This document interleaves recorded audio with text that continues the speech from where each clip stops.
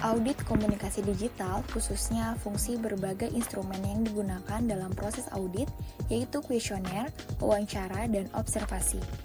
Di era digital saat ini, komunikasi organisasi tidak lagi terbatas pada interaksi tatap muka, tetapi juga berlangsung melalui berbagai platform daring seperti website, media sosial, email, dan aplikasi kolaboratif.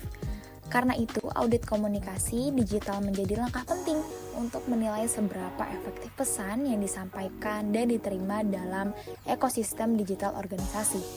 Pertama, marilah kita bahas tentang apa itu audit komunikasi digital. Audit komunikasi digital adalah proses sistematis untuk menilai efektivitas komunikasi berbasis teknologi informasi. Tujuannya adalah untuk memahami bagaimana organisasi menggunakan saluran digital dalam berinteraksi dengan karyawan, pelanggan, maupun publik. Melalui audit ini, kita dapat menjawab beberapa pertanyaan penting. Apakah pesan digital organisasi sudah konsisten dengan identitas merek? Apakah platform digital digunakan secara optimal untuk membangun keterlibatan atau engagement? Dan apakah audiens digital merespon pesan dengan cara yang diharapkan? Untuk menjawab semua pertanyaan tersebut, auditor menggunakan berbagai instrumen penelitian yang saling melengkapi, yaitu kuesioner, wawancara, dan observasi. Instrumen pertama adalah kuesioner. Kuesioner berfungsi untuk mengumpulkan data kuantitatif dari responden dalam jumlah besar, misalnya karyawan atau pengguna digital.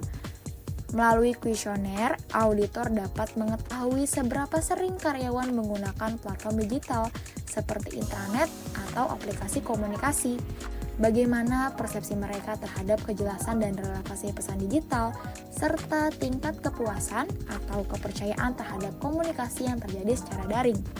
Kelebihan kuesioner adalah kemampuannya memberikan gambaran umum yang cepat dan terukur, sehingga hasilnya dapat dibandingkan antar kelompok maupun antar periode waktu. Instrumen yang kedua adalah wawancara.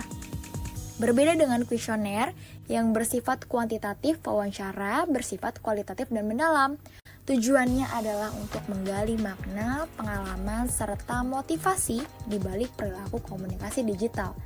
Sebagai contoh, auditor dapat mewawancarai pengelola media sosial organisasi untuk memahami strategi komunikasi digital yang dijalankan, mewawancarai karyawan untuk mengetahui tantangan yang mereka hadapi dalam menggunakan platform daring, atau berbicara dengan audiens eksternal untuk menilai bagaimana citra organisasi terbentuk di ruang digital.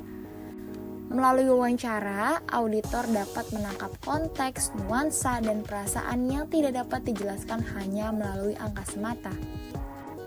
Instrumen yang ketiga yaitu observasi. Observasi dilakukan dengan cara mengamati langsung aktivitas komunikasi digital, baik melalui dashboard media sosial, ruang percakapan internal, maupun interaksi antar pengguna.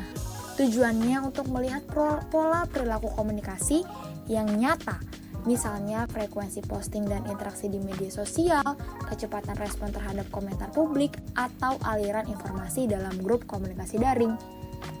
Melalui observasi, auditor dapat mendeteksi kesenjangan antara kebijakan dan praktik komunikasi digital, serta mengamati aspek nonverbal digital yaitu seperti gaya bahasa, waktu tanggapan, atau tingkat partisipasi anggota organisasi.